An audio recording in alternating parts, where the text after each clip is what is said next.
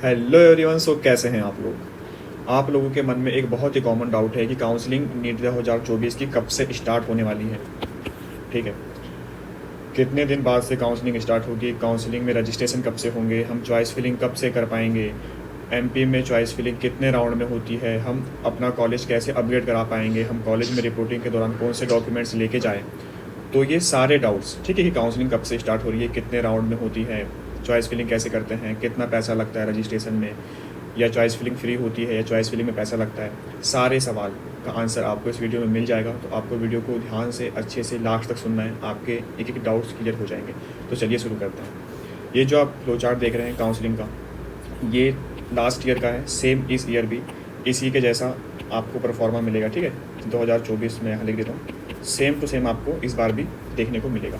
तो सबसे पहले क्या होता है कि जैसे ही अभी ऑल इंडिया की काउंसलिंग स्टार्ट होगी, उसके 15 से 20 दिन के बाद आपका एमपी की, अब आपको पता है कि एमपी में जो काउंसलिंग होती है वो होती है एमपी डीएमई की साइट पे।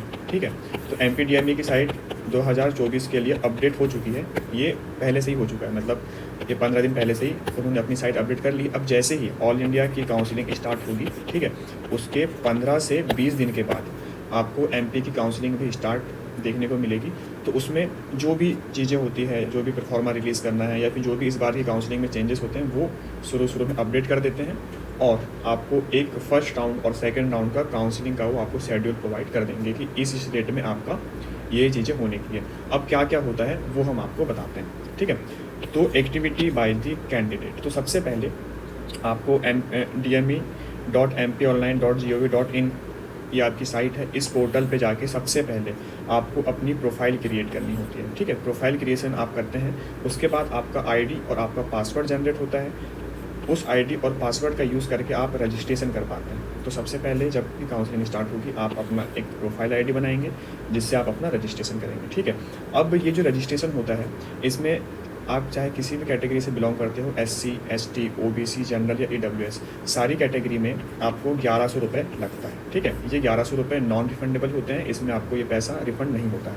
ठीक, अब जब आप रजिस्ट्रेशन कर लेंगे तो उसके बाद जितने भी बच्चों ने रजिस्ट्रेशन किया है, ठीक है, उन्हीं बच्चों की मेरिट लिस्ट आती है। इस बात को आप बहुत ध्यान से और गौर से सुने कि उन्हीं बच्चों की मेरिट लिस्ट आएगी जिन्होंने रजिस्ट्रेशन किया है।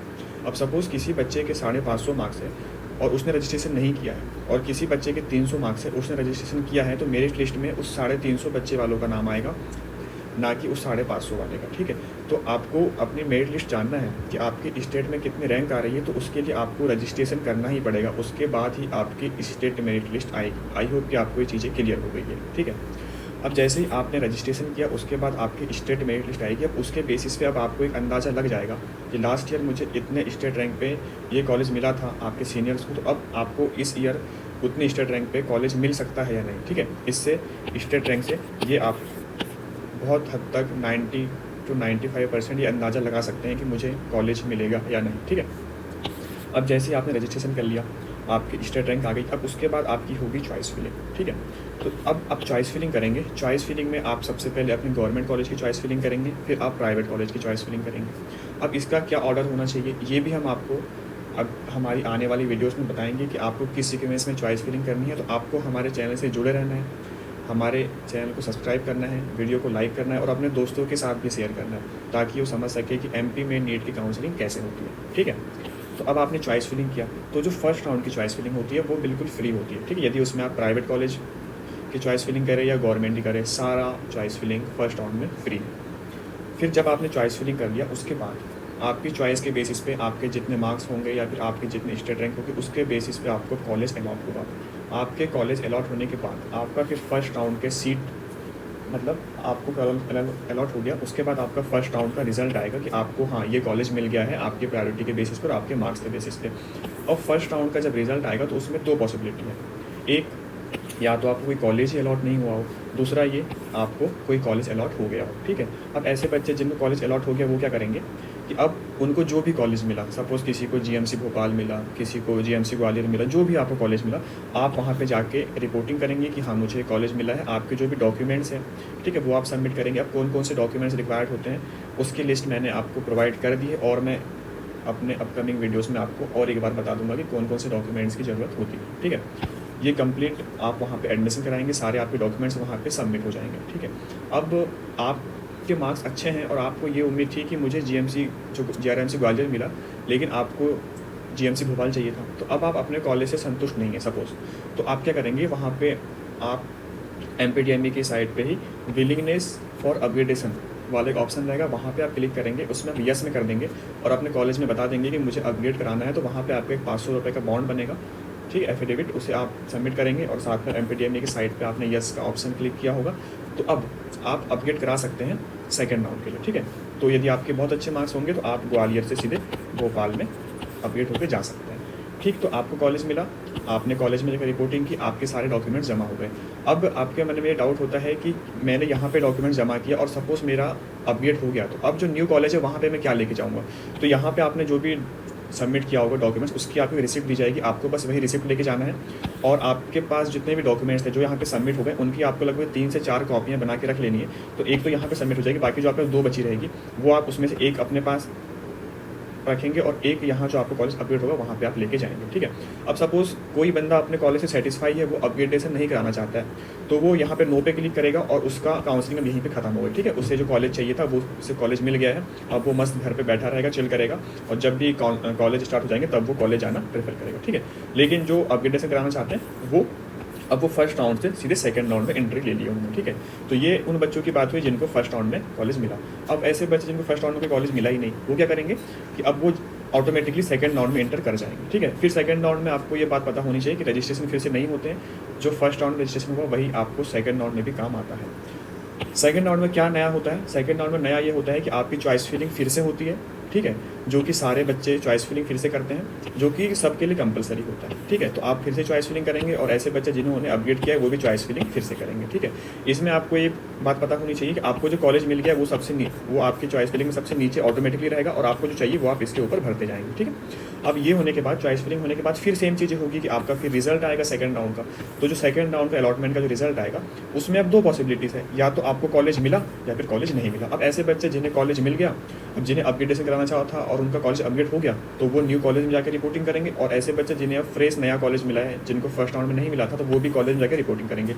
अब इसके बाद भी ऐसे बच्चे जो सेटिस्फाई नहीं है अपनी सीट से, तो वो फिर से अपग्रेडेशन करा सकते हैं, ठीक है। ये भी आपके पास ऑप्शन होता है।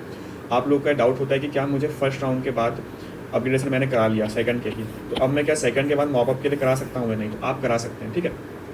आप यहाँ पे करा सकते हैं अपग्रेडेशन। तो ये भी आपका शायद यहाँ पे डाउट्स क्लियर हो गया है।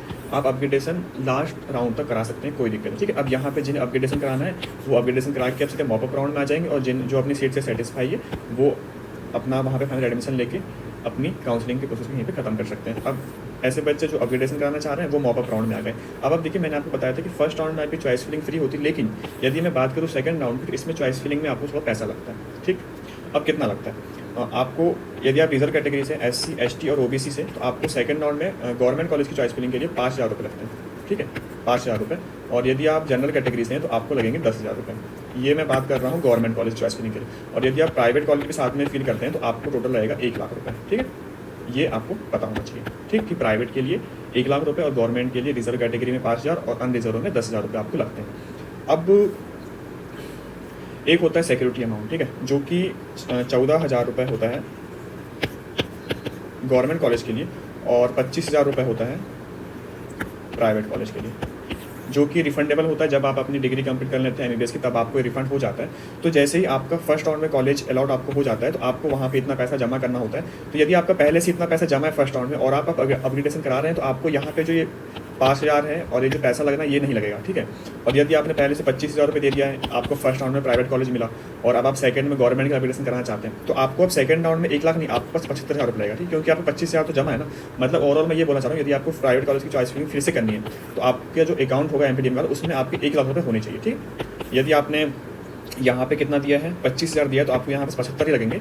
और आपने यहाँ पे 14 दिया है तो आपको गवर्नमेंट ऑलरेडी मिला हुआ है, तो आपको यहाँ पे जो 10 और जो 5 लगते थे वो नहीं लगेंगे, ठीक है। तो आपको अल्टीमेटली यदि आपका प्राइवेट में हुआ है फर्स्ट राउंड में, तो आपको सेकंड राउंड में 75,000 और देने हैं ताकि अमाउंट आपका 1 लाख रुपये हो जाए और उसमें नहीं लगेंगे, ठीक है, यदि आपको गवर्नमेंट फर्स्ट राउंड में मिल गया। तो आई होप कि आपको ये भी समझ में आ गया। अब आप मॉपअप में जाएंगे तो मॉपअप राउंड में ये होता है कि रजिस्ट्रेशन फिर से ओपन हो जाते हैं। यहाँ पे ऐसे बच्चे जिन्होंने फर्स्ट राउंड में रजिस्ट्रेशन नहीं किया वो यहाँ पे आके अपना रजिस्ट्रेशन फिर से कर सकते हैं। इसमें आपकी फिर से नई मेरिट लिस्ट जनरेट होती है, ठीक है।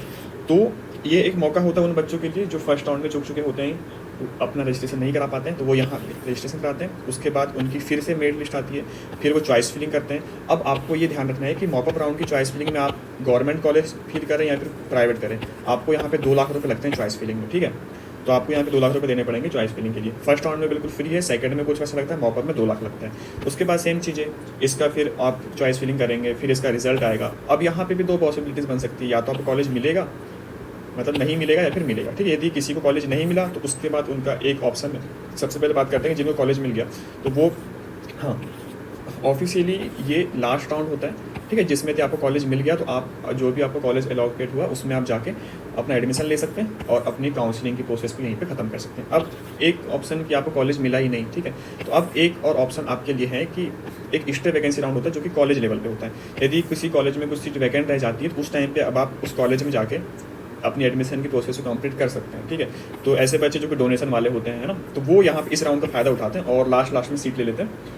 तो ये उन लोग के लिए होता है, ठीक है। यदि आपके अच्छे मार्क्स है तो आपको इन्हीं प्रोसेस से गुजरना है, और ये सबसे लास्ट ऑप्शन होता है जिनके पास बहुत पैसा होता है, तो वो इस राउंड का फ़ायदा उठाते हैं और अपने एडमिशन लेते हैं। तो आई होप कि आपको सब कुछ समझ में आ गया है। इसके अलावा भी आपको डाउट्स हैं, ठीक है, काउंसलिंग से रिलेटेड, तो आप पूछ सकते हैं। लेकिन आई थिंक मैंने सब कुछ आपको बताने की कोशिश की है और सारी चीज़ें जितनी भी होती है आपको मैंने बता दिया है। अब आगे और आप किन टॉपिक्स पे वीडियो चाहते हैं वो आप बताइए। यदि ये वीडियो अच्छा लगा तो वीडियो को लाइक करिए और अपने दोस्तों के साथ शेयर करिए, ठीक है, ताकि उनको भी इसका आइडिया हो सके कि एमपी में काउंसलिंग कैसे होती है, किस पोर्टल पे होती है और कितने के चार्जेस होते हैं, है ना, कैसे चॉइस फिलिंग करनी है, कैसे रजिस्ट्रेशन करना है। अब हम नेक्स्ट वीडियो बनाएंगे कि रजिस्ट्रेशन कैसे करना होता है, ठीक है, और उसमें क्या क्या डॉक्यूमेंट्स लगते हैं। तो आप बताइए कि वीडियो कब हम लाए, और इसके अलावा और आप किसी भी टॉपिक पर वीडियो चाहते हैं तो आप मुझे बता सकते हैं, ठीक है। आप पे कोई भी डाउट्स हो आप कमेंट सेक्शन में पूछ सकते हैं। लास्ट ईयर भी हमने बहुत सारे बच्चों की हेल्प की है और उनको अपने MBBS कॉलेज में पहुंचाने में मदद की है। इस बार भी हम डेफिनेटली आप लोग की मदद करेंगे। तो आप हमसे जुड़े रहिए, हमारे चैनल को सब्सक्राइब करिए, वीडियो को लाइक करिए और अपने दोस्तों तक फैलाइए, ठीक है। और हाँ, एक खास बात कि हमारा टेलीग्राम ग्रुप ज्वाइन कर सकते हैं, वहाँ पे काउंसलिंग से रिलेटेड जितनी भी अपडेट है वो हम आपको देते रहते हैं। तो उसकी लिंक आपको डिस्क्रिप्शन बॉक्स में मिल जाएगी, तो आप वहाँ से ज्वाइन कर सकते हैं। बाकी आप हमसे जुड़े रहिए। वीडियो को यहाँ तक सुनने के लिए आपका बहुत बहुत धन्यवाद। डेफिनेटली मैं ये उम्मीद करता हूँ कि आपको बहुत कुछ इस वीडियो से सीखने मिला होगा। तो thank you so much, take care, bye bye.